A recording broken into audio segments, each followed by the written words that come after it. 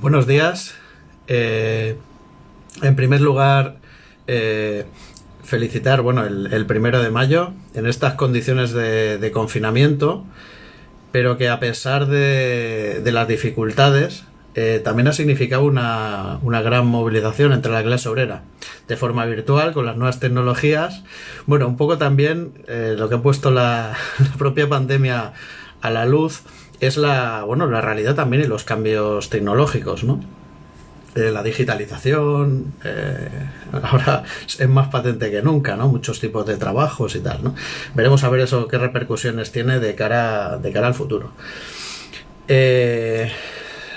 Un 1 de mayo que se caracteriza por la pandemia del COVID-19, que es dramática, porque estamos hablando de casi 25.000 muertos,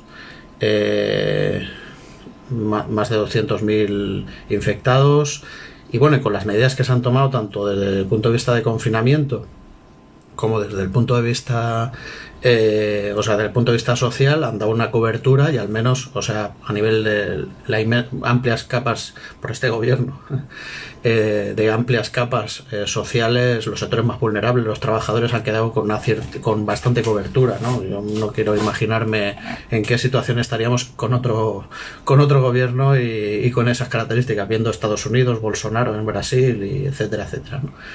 Pero básicamente centrándonos, porque en los momentos de crisis se ve lo mejor y se ve lo peor, ¿no? Evidentemente ya estamos viendo las fake news, la campaña la campaña mediática de acoso y derribo contra el gobierno de la derecha y la extrema derecha, con algunos compañeros de viaje, ¿no? Que también por espurios intereses electorales también se están sumando, ¿no? Desde algunos sectores de la derecha, de nacionalista catalana, etcétera. Pero a la vez de ver eso, también estamos viendo en general un comportamiento responsable con el confinamiento, y también actos que realmente nos han conmovido, pero profundamente, de ver cómo nuestros compañeras y compañeras, en momentos muy difíciles para este país, han tenido las iniciativas ante las dificultades, ¿no? Y eso es algo que realmente nos ha conmovido, ¿eh? Nosotros lo hemos visto en SEAT, ¿no? Que además hemos sido ejemplo, porque por la iniciativa que han tenido algunos compañeros y compañeras, ¿no? Y estoy hablando de cuando al principio pues cundió el pánico, todo el mundo pues quería estar en el confinamiento, cuando la enfermedad empezó a ser empezó a ser, ya tener magnitudes, y se mandó, al final tuvimos que actuar, ¿no? Para evidentemente que hubiera velar por la salud de la plantilla, de los trabajadores y las trabajadoras. Estamos hablando de una plantilla de unos 15.000 trabajadores, repartidos en 5 plantas que están en Barcelona y alrededores. La más grande es la de Martorell, la segunda es la mía, que es la de Barcelona. También está componentes, recambios, centro técnico. Pero que es esa magnitud, ¿no? Y lo que luego significa también para los proveedores, que también estamos hablando de 160.000 aproximadamente que trabajan para SEAT. Esas son las magnitudes, ¿no? En ese momento se forzó un confinamiento, ¿no? La propia empresa presentó un expediente de regulación de empleo temporal por fuerza mayor, y evidentemente nosotros, como sindicatos, lo que entendemos, sabiendo que esos expedientes de regulación de empleo temporal han servido con las medidas que ha planteado el gobierno, y sobre todo la ministra de Trabajo, que creo que es una de las personas que más ha resaltado en esta crisis. Los expedientes han servido también de alguna forma para blindar, o por lo menos para que no se destruyera empleo, aunque es verdad que lo asume el Estado. Pero precisamente por eso nosotros entendemos que las empresas, y más las empresas que tienen beneficios, tienen que contribuir. Lo que no puede ser es que esto quede solo a cargo del Estado, ¿no? Y el cómo se paga la factura será uno de los temas que tendremos que pelear y hablar después de la pandemia. Pero ahora estamos hablando de la situación, ¿no? Entonces nosotros negociamos unas condiciones que prácticamente paralizaron la producción y afectaron a prácticamente toda la plantilla. Una parte fue mandada a teletrabajo, sobre todo la parte de oficinas, técnica, diseños, etcétera. Y bueno, eso veremos a ver, ya digo, los cambios que significarán, ¿no? Porque claro, son experiencia, también sirve de experiencia, y bueno, aquí todo la patronal e incluso nosotros también vamos a ver lo que sacamos, las conclusiones que sacamos también de esta pandemia. Pero la inmensa mayoría fueron con un expediente, ¿vale? El expediente llega hasta el 70% de lo que es el salario. Y bueno, con un tope de 1.095, luego está lo de los hijos, lo de la prestación por desempleo, y nosotros entendíamos que eso no era justo y que la SEAT, la empresa, también tenía que asumir una parte de los gastos, ¿vale? Entonces, bueno, negociamos un plan social de mejora que significaba, pues eso, un complemento de hasta un 90% del salario neto. Luego, por otro lado, que no hubiera merma en las vacaciones, o sea que por los días que se esté de desempleo no implique perder vacaciones, pero que se generen días de vacaciones, por lo tanto se siguen manteniendo íntegras. Y luego, por el otro lado, el mantenimiento íntegro de las 4 pagas extras que tenemos, ¿no? Además de la paga de beneficios, que también ha sido este año además la más importante de la historia, paradójicamente con la situación, pero bueno, viene del año pasado, ¿no? Una paga de 1.550 euros brutos aproximadamente, lineal para toda la plantilla. Entonces, bueno, aparte de eso, pues que no se cortarán los planes de promoción, que bueno, toda una serie de medidas sociales que bueno, pues que de alguna forma también suponen un coste a la plantilla, que se quedará la plantilla más, bueno, pues siguiendo el confinamiento, pero además con el expediente, pero con la SEAT asumiendo parte significativa de los costes. Hay que decir que las medidas del gobierno, una de ellas ha sido el tema del contador a cero en los expedientes de regulación temporal, que significa que no gastas paro, aunque estés cobrando de él, ¿no? Luego están las medidas por la cantidad de expedientes, estamos hablando de millones de trabajadores que bueno, pues esto sirve de alguna forma, ¿no? Incluso luego el tema de los despidos, ¿no? Pues que por el COVID no sea un argumento para poder despedir, ¿no?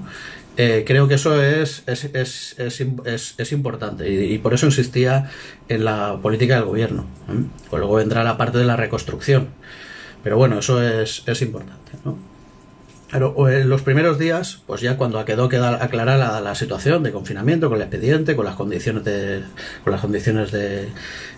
trabajo, o sea, las condiciones laborales, etcétera, del expediente, los complementos de SEAT, empezaron a surgir iniciativas, porque viendo el dramatismo que había en la sanidad pública, con el tema de la falta de respiradores, la falta de EPIs, la falta de el personal sanitario, debido a los recortes que se han aplicado en la última década, ¿no? Evidentemente, puedo decir, un gobierno que lleva meses tiene la culpa de lo que ha pasado desde hace una década. Todos los recortes, principalmente donde más han hecho es en Cataluña y en Madrid, curiosamente donde más dramática es la situación, también porque hay más población, pero a la vez también por determinado tipo de políticas de austeridad que han sido criminales, así de claro.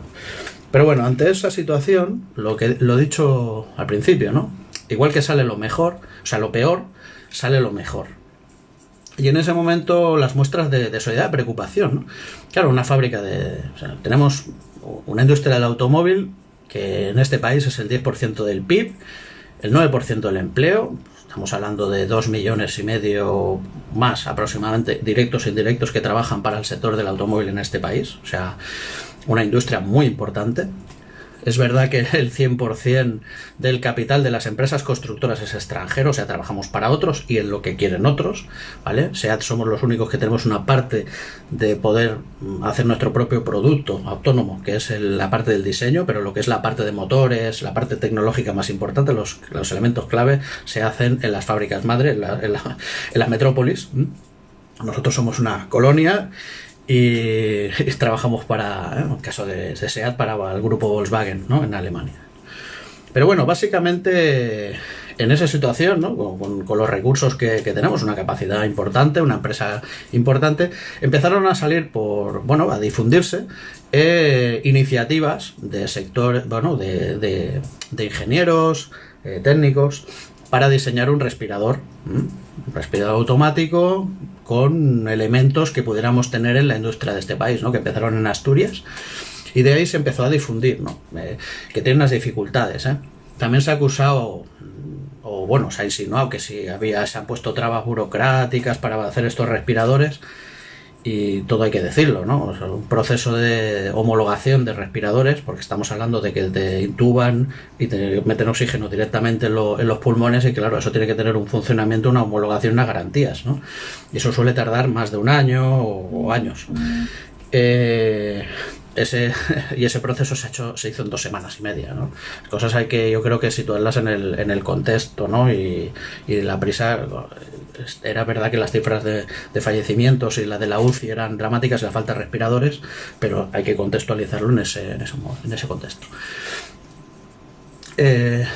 Básicamente esa iniciativa se tomaron eco trabajadores de SEAT, además de tecnificados, ¿no? Curioso, es bueno y además gratificante, ¿no? Esa solidaridad que también viene de sectores que son los tecnificados, ¿no? Creo que eso también hay que ponerlo en valor, ¿no? Entonces empezaron a ingeniársela y con las piezas del coche, con la cadena, adaptándola y tal, pues empezaron a ingeniárselas para diseñar un respirador alternativo. Se hicieron 13 proyectos, que al final salió uno hacia adelante, ¿no? Creo que ese un ejemplo, ya insisto, que conmovedor. Nosotros como sindicatos, en este caso comisiones obreras, evidentemente ayudamos a poner en contacto a los trabajadores con la empresa, además también a nivel político con los ministerios, ¿vale? Ministerio de Trabajo, Ministerio de Sanidad, Ministerio de Industria, con la importancia especial, y todo hay que decirlo, del ministerio, o sea, la vicepresidencia de Agenda Social, que lidera por Pablo Iglesias. Aquí también hay que remarcarlo y tenemos que poner en valor, como miembros del partido, porque esto es así, el papel fundamental del secretario general, Enrique Santiago, para tener un contacto directo para poner en marcha estos respiradores, ¿no?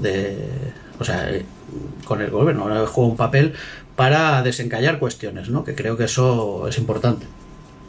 Y ese proyecto, al final, después de insistiendo que la iniciativa de los trabajadores, la propia empresa también, aunque de forma también le va bien, porque se habla de SEAT, también es una forma de publicidad, ¿no? Pero bueno, también hay que tener en cuenta que hay directivos que tienen sensibilidad, cuestiones de esas que también son cuestiones que hay que tener presente, ¿no? Aquí en una situación así, todo juega. Pero básicamente, pues se empezó todo ese proceso para ponerlo en marcha, ¿no? Y entonces, claro, el tema de los respiradores, se podían llegar a producir, se adaptó la cadena de producción, el Type 9, cogiendo piezas de motores, que se hizo un diseño, improvisado, ¿no? Pero con unas garantías sanitarias, además homologado, probado en UCIs, con la sanidad. Creo que eso es, muy importante, porque estamos hablando de que desde la plantilla SEAT hemos contribuido a salvar vidas. Oye, para eso nosotros, pues en esta situación, tal, ¿no? Luego, a la vez, trabajadores desde casa que tenían impresoras 3D, que fabricaban viseras, o otro proyecto, ¿no? Y aquí yo creo poner un elemento, porque con material de tela de SEAT, cada día Rafa Guerrero, que es el secretario general de comisiones de SEAT, lleva la tela para que las trabajadoras de Pronovias, de la sección sindical de comisiones obreras, las tejieran en su casa, y eso se hacían producciones de 2000 mascarillas diarias que se producían. O sea, se ha tejido de una red de solidaridad obrera popular, que además luego iban a recogerlas a las casas y las distribuían a la sanidad. O sea, yo creo que esos elementos son muy importantes, porque también vienen a dar una lección de los trabajadores organizados colectivamente y el valor del movimiento sindical, pues cómo puede hacer frente, que incluso cambiando las capacidades productivas de las empresas que están diseñadas para otras cosas, ponerlas al servicio de la sanidad pública. Y además en defensa de los trabajadores para hacerles EPIs. Y eso es un elemento que también es importante de cara a ponernos en valor nuestro propio trabajo, ¿no? Hasta ahora el discurso dominante es ¿quién crea riqueza? Los empresarios, los emprendedores. No, la riqueza se crea colectivamente la clase obrera, los trabajadores, que somos los que creamos la riqueza. Otros se la apropian, se enriquecen. Pero evidentemente habremos visto empresas funcionando sin empresarios, pero empresas funcionando sin trabajadores. Puede ser una empresa de comercio, tal, pero no estamos hablando de ese caso. Para que haya una acumulación de riqueza tiene que haber un trabajo colectivo amplio.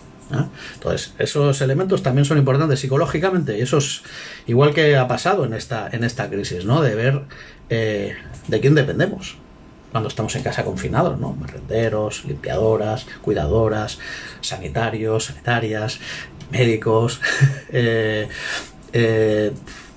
sectores, seguridad, cajeras, reponedoras, pero al final esa es la... Bueno, y además sectores muy precarizados, ¿no? Pero al final es verdad que esos son sectores... ¿Quién mueve la economía? ¿Quién mueve la producción? ¿Quién mueve un país? Pues la clase obrera, los trabajadores, las trabajadoras. Eso ha quedado, yo creo que es un elemento importante, ¿no? Aparte del valor de la sanidad pública, que es quien nos garantiza la sanidad. Eso yo creo que es algo que nos tenemos que... O sea, que porque ha quedado objetivo. Lo que han hecho la sanidad privada básicamente ha sido al final... garantizar su beneficio. Si no me da beneficio, pues yo no atiendo y lo paso a la sanidad pública, ¿no? Y quieras o no, o pedirse en tanto expediente de regulación de empleo, que ya me parece vergonzoso, ¿no? Pero bueno, mientras eso hacía la sanidad privada y faltaban recursos en la pública, ha sido importante el valor del servicio público, de la sanidad pública, como garante de los derechos públicos, ¿no? De la salud, por en este caso. Creo que eso es otra de las cuestiones, otra de las cuestiones importantes, ¿no? Ahora vendrá, porque bueno, ya empezamos a ver, van bajando poco a poco las cifras con toda la prudencia, las medidas de desescalada, todo eso tenemos que ir viendo, ¿no? Para no caer en un tropiezo que signifique volver a dar pasos hacia atrás. Pero básicamente, bueno, después de la pandemia viene una crisis económica, eso es obvio, aquí nadie nos engañamos, ¿no? Y bueno, ya aquí estará también la cuestión fundamental, ¿quién paga la factura? Porque hasta ahora lo está asumiendo en gran medida el Estado. Y luego vendrá, pues, pues eso, la prima, ya están diciendo la prima de riesgo. O sea, uno de los datos que está saliendo es que, bueno, ayer salió una noticia, por ejemplo, el sector del automóvil, las ventas han caído un 55%, ¿no? Que no hay precedentes de situaciones así, ¿no? Pero desde luego, eso es lo que nos vamos a encontrar, ¿no?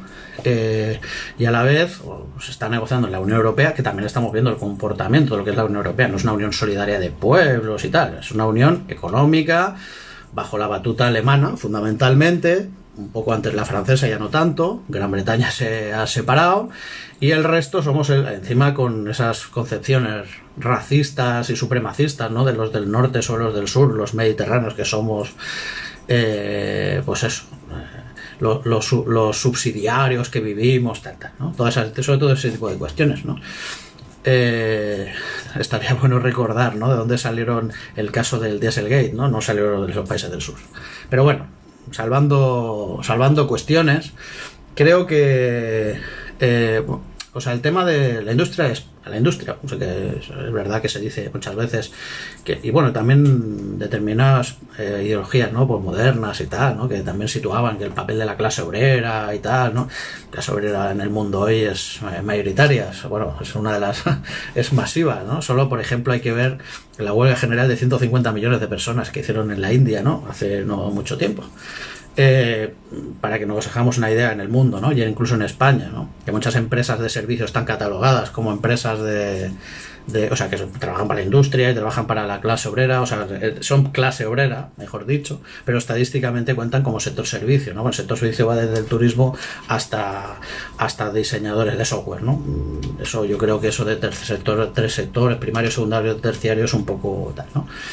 Pero bueno, yendo a lo concreto, o sea, lo que decía al principio también, la industria del automóvil supone un 10% del PIB, un 9% del empleo, el 18% de las exportaciones, o sea, tiene un peso muy importante, ¿eh? Estamos hablando de acercando a 3 millones de trabajadores y trabajadoras, ¿eh? De este sector. Entonces creo que eso es importante y ante esa situación tendremos que hacer frente. Y bueno, esperando los planes de reconstrucción, vamos a ver, viendo lo de la Unión Europea, somos todos escépticos, ¿no? Sabiendo qué papel jugaron hace 10 años en la crisis del 2008 con las medidas de austeridad que ahora nos están pasando consecuencia en esta pandemia que daba la luz, ¿no? Todos los recortes brutales, criminales, que están significando vidas, hablando claro, ¿no? Como el capitalismo es incompatible con la vida, ¿no? En contradicción con lo que ha pasado en China o lo que ha pasado o Cuba, ¿no? Los ejemplos de solidaridad y los ejemplos de, además, poner la salud por delante de todo, ¿no? Pero bueno, veremos a ver al final por dónde van, porque eso va a ser un elemento importante, ¿no? También hemos visto el espectáculo de especulación, de piratería, de robarse cuando haya más escasez de medios, ¿no? Pues eso, es el capitalismo. Luego, veremos a ver ahora, porque ahora está, claro, un gobierno que tiene, por un lado, ahora viene la labor de la reconstrucción, ¿no? Con una prima de riesgo que se dispara, la dificultad de la financiación de la deuda, y lo que pase los acuerdos que se llegan a la Unión Europea. Y entonces ahí o hay una reconstrucción y hay incentivos y se traslada el dinero recursos y dinero y además servicios sociales, se convierte de una forma así para que los trabajadores y trabajadoras y los sectores más vulnerables puedan salir adelante. O lo que van a intentar es, pues eso, como estamos viendo la patronal, como estamos viendo la oligarquía, como estamos viendo a nivel general. Y creo que eso es importante porque ese es el escenario que nos vamos a encontrar. Y bueno, hay sectores, la derecha, que no quiere o quiere desgastar al gobierno con la que sí, ya lo estamos viendo, derecha, extrema derecha, en su competición también por la hegemonía de derecha. También otros sectores como la derecha catalana y otros más que le hacen el juego. Y veremos a ver qué salida, qué solución, porque esa es y ahí vamos a tener que pelear, hablando claro, ¿eh? Porque aquí hay que hacerse notar, y eso significa, para que se hable de nuestros problemas tenemos que salir a la calle para que la agenda social sea lo principal para la reconstrucción de este país, ¿no? Hay sensibilidad del gobierno, como se ha visto en esta pandemia, pero hay que reforzar porque los ataques serán fuertes y muy duros, porque aquí se juegan intereses importantes, ¿no? Luego hay otros elementos que también hay que tener presente de cara a futuro, ¿no? Que lo explicaba anteriormente, ¿no? El tema del teletrabajo, la digitalización, que también aquí la patronal ha aprendido y lo va a utilizar, ¿eh? Y es el tema de, la digitalización, muchos trámites que se hacían a través de personal, ¿no? En caso de sean, ¿no? De trabajadores que están en personal, indirectos, técnicos, y que ahora se están agilizando directamente a través de aplicaciones. Y eso se ha agudizado con esta crisis, ¿no? Entonces eso, pues evidentemente las empresas esa tentación la tendrán. Luego, por el otro lado, también está la cuestión, que no solo en SEAT, es general, pero la industria 4.0 que se situaba antes, y el nuevo modelo productivo, y también, y en el sector del automóvil especialmente, el tema ecológico, ¿no? a raíz del Dieselgate, y además de, bueno, pues los cambios que están situando, el motor eléctrico, la movilidad sostenible y tal, ¿no? Que eso significa también inversión. Y ahí las empresas lo de siempre. Yo quiero invertir, pero para ser competitivo me tienes que dar dinero público. O lo tienen que asumir los trabajadores. O sea, todo ese tipo de negociaciones se van a encontrar. Y en un sector importante que puede marcar la economía en este país, ¿no? Entonces esas son las dimensiones de lo que tenemos y lo que viene, ¿no? En una situación de ventas, de caída de ventas, ¿no? De hundimiento también del precio del petróleo, bueno, todo ese tipo de cuestiones, ¿no? Y de poder de compra de la población en general, por el paro y por los que han entrado en el paro y por los que porque el resto también, los que siguen trabajando o están en el expediente, pues siguen teniendo una merma el poder adquisitivo, ¿no? Eso se refleja. Además de que eso habrá una fase conservadora donde no que se querrá gastar o se querrá gastar en lo indispensable, no precisamente el sector automóvil, ¿no? Es verdad que nosotros trabajamos mucho para producir, de forma mayoritaria para producir, o sea, para exportar, perdón, para exportar afuera. Pero bueno, esta crisis, esta pandemia es mundial, o sea, los efectos económicos son mundiales, ¿no? Y eso yo creo que es algo importante, ¿no?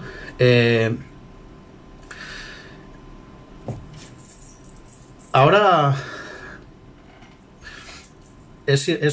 ante esas situaciones, ¿no? De la digitalización, la industria 4.0, el sindicalismo y también la izquierda, y entre ellos bueno, como elemento fundamental el partido, ¿no? El Partido Comunista, nos tenemos que rearmar. Es verdad que ahora hay elementos positivos que tenemos que potenciar, ¿no? Lo que hablamos de los servicios públicos, sanidad pública, que ha quedado patente, el papel de la clase obrera. Pero también hay que situar reivindicaciones, ¿no? Y en los momentos de crisis se ve de una forma más dramática, ¿no? Más clara. Y creo que eso es algo que, bueno, que son alternativas que hay que situar, ¿no? El